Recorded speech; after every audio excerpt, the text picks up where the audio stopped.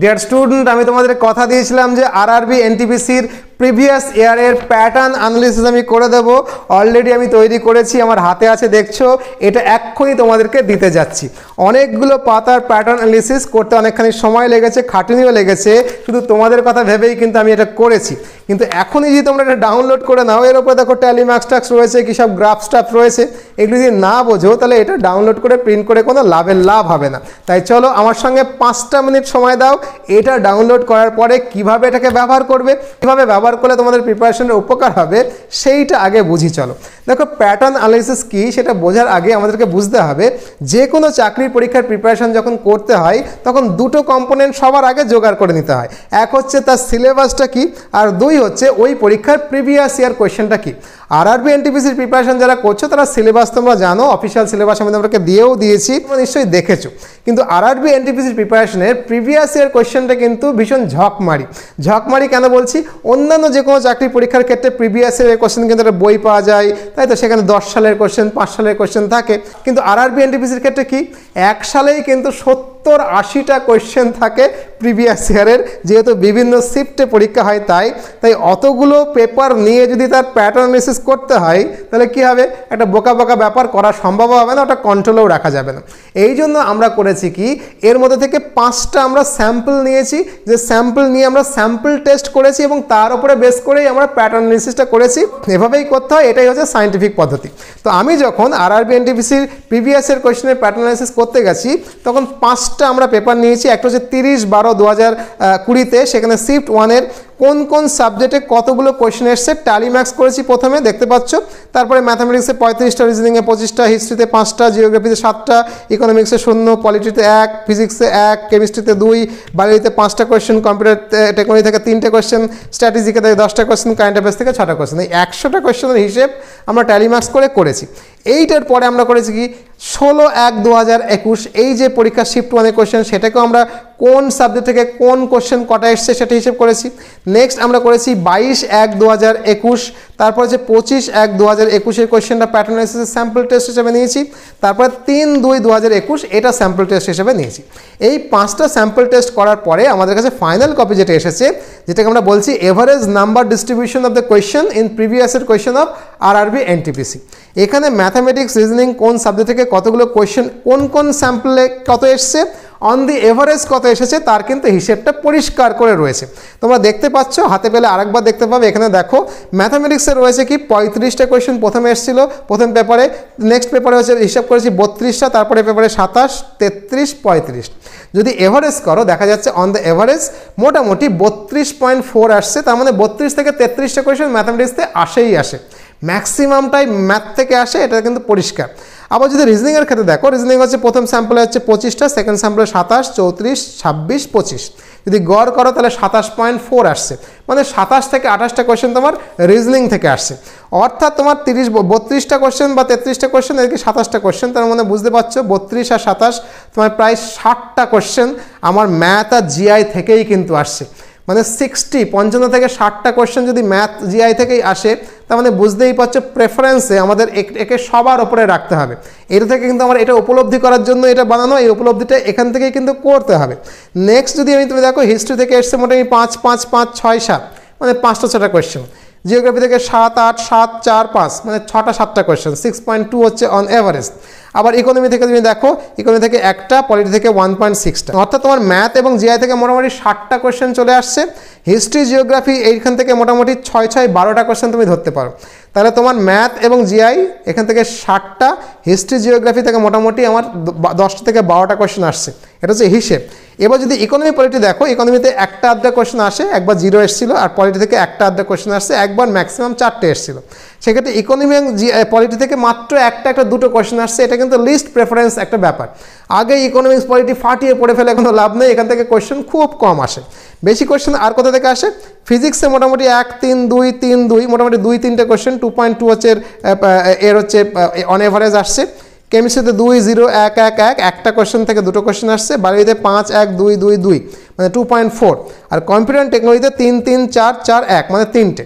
তার মানে তুমি যদি দেখো ফিজিক্স, কেমিস্ট্রি, বায়োলজি এবং কম্পিউটার অ্যান্ড টেকনোলজি, যেটা সায়েন্সের পোর্শন, 2, 2, 4 আর 2, 6, 7 আর 3, 10।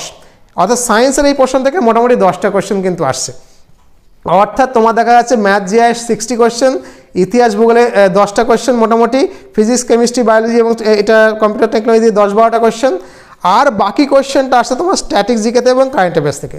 স্ট্যাটিক জিকে এভারেজে মানে অন এভারেজ 8টা-9টা, কারেন্ট অ্যাফেয়ার্স অন এভারেজ 8টা-9টা। তার মানে স্ট্যাটিক জিকে এবং কারেন্ট অ্যাফেয়ার্স তুমি ধরো, সেখানে মোটামুটি 18-20টা কোয়েশ্চেন কিন্তু এখান থেকেই আসছে। 10টা কোয়েশ্চেন সায়েন্স থেকে, 10টা কোয়েশ্চেন ইতিহাস ভূগোল থেকে।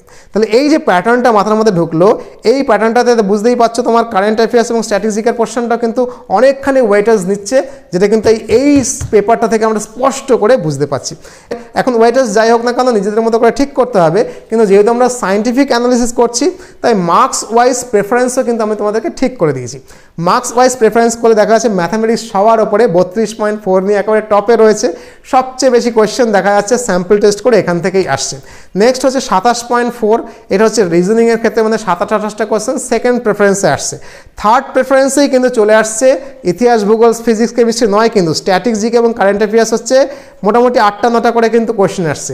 এই দুটো হচ্ছে থার্ড প্রেফারেন্সে আসছে। স্ট্যাটিক জিকের কারেন্ট অ্যাফেয়ার্স একসঙ্গে যদি ধরা যায়, একসঙ্গে কেন ধরা যায় কথাটা আমি উচ্চারণ করলাম, আমি যখন প্যাটার্ন অ্যানালিসিস করছিলাম, স্যাম্পল টেস্ট করছিলাম, তখন দেখলাম যে ইয়ারে কোয়েশ্চেন এসছে কারেন্ট অ্যাফেয়ার্স, সেই ইয়ার থেকে 2 বছরের পুরনো কারেন্ট অ্যাফেয়ার্স এসছে। এমনভাবে কারেন্ট অ্যাফেয়ার্সগুলো চুজ করা হয়েছে, সেগুলো কারেন্ট অ্যাফেয়ার্স নাকি স্ট্যাটিক জিকে পার্থক্য করা কিন্তু যাচ্ছে না। তোমরা যখন প্রিভিয়াস ইয়ার কোয়েশ্চেন ঘেটে দেখবে তখন তোমাদেরও কিন্তু এটা চোখে বাঁধবে, এবং চোখে বাঁধার পরে কিন্তু ভাববে যে এটা কত বছরের কোয়েশ্চেন, এটা হচ্ছে এই সালের কোয়েশ্চেন, আর এটা তো 2 বছর আগের কোয়েশ্চেন, তার মানে কারেন্ট অ্যাফেয়ার্সের কারেন্টটা তো কারেন্ট দেয় না। এই উপলব্ধি হলে তোমরা যে কারেন্ট অ্যাফেয়ার্সের প্রিপারেশন নিচ্ছ, আগের 1-1.5 বছরের কারেন্ট অ্যাফেয়ার্সের প্রিপারেশনটা কিন্তু নিয়ে রেখো, কারণ রেল কিন্তু এই ট্রেন্ডটা ফলো করছে, যেটা কিন্তু তোমরা প্রিভিয়াসের কোয়েশ্চেন ঘাটতে গেলেও দেখবে, আর আমি তোমাদেরকে তো বলেই দিলাম। সেক্ষেত্রে ওয়েটেজটা কিন্তু স্ট্যাটিক জিকে এবং কারেন্ট অ্যাফেয়ার্স মিললে থার্ডে চলে আসছে। সবচেয়ে বেশি ম্যাথ, তারপরে হচ্ছে রিজনিং, তারপরে কারেন্ট অ্যাফেয়ার্স, স্ট্যাটিক জিকের ওয়েটেজটা থার্ডে আসছে।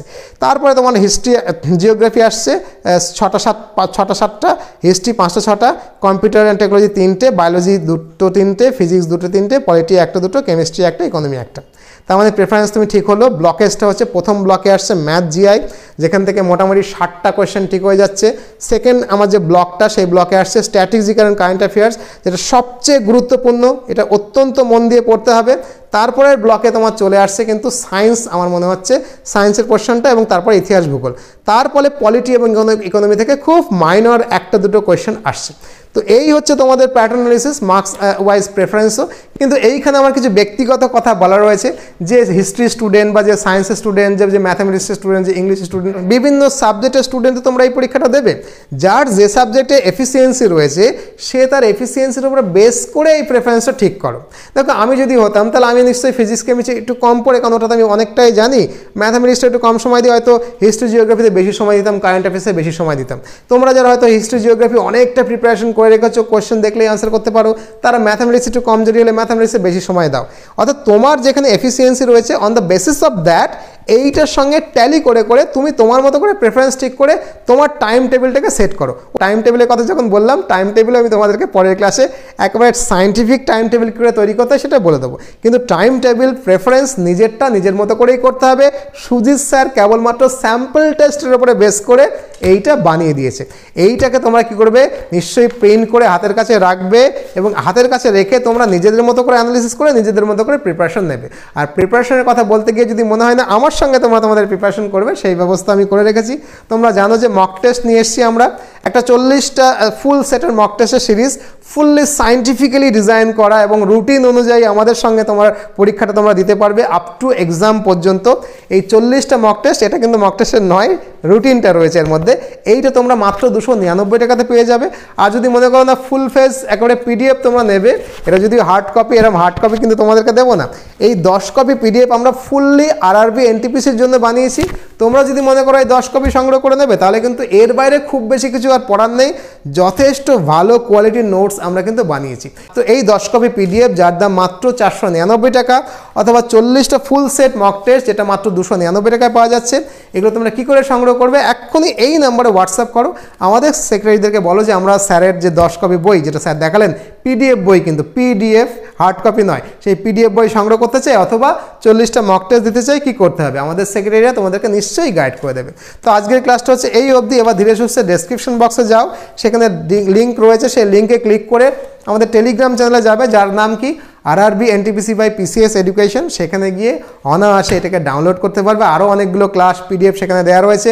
পরীক্ষার আগে পর্যন্ত আরও অনেক গাইডেন্স দেবো ফ্রিতে। ওটা একটা ফ্রি পাবলিক টেলিগ্রাম চ্যানেল, ওটাকে সাবস্ক্রাইব করে রেখো, এটাকে ডাউনলোড করে নিয়ে প্রিন্ট করে হাতের কাছে নাও। নিজের মতো করে একটা অ্যানালিসিস করো, নিজের মতো করে প্রেফারেন্স ঠিক করো, নিজের মতো করে টাইম টেবিল ঠিক করো। সাথে থাকো, নতুন নতুন ভিডিও আবারও দেবো। ভালো থাকো, নতুন ভিডিও নিয়ে খুব শীঘ্রই দেখা হবে। আজ এ পর্যন্তই, আশীর্বাদ নিও।